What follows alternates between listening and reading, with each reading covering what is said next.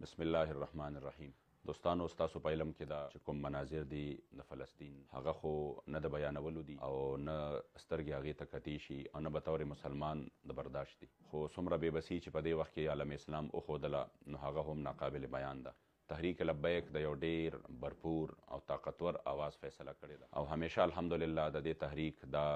تاریخ دی چې د عوامو د جذباتو برپور ترجمانی کوي. انشاءالله په 1 مای باندې به موږ د فیض آباد نه واخله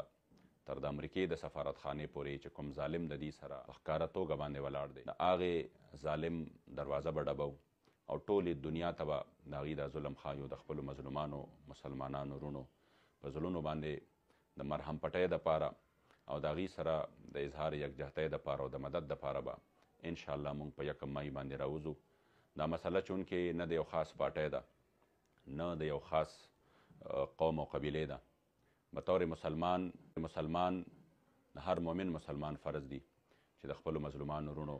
او د بیت المقدس د ازادۍ دپاره په برپور طریقې سره ودرېږي او د حکومت وقت نه دا مطالبه وکړي چې تاسو د دغې خواب د غفلت نه رابیدار شئ، د دې بېحسۍ نه راوځئ او په ښکاره توګه باندې د خپلو مظلومانو وروڼو مدد ته میدان ته راشئ. کیدای شي زموږ په دې عمل باندې د هغې زخمونو لږه ډېره مداوه وشي او هغې دردېدلو زړونو ته لږ قرار میلو شي.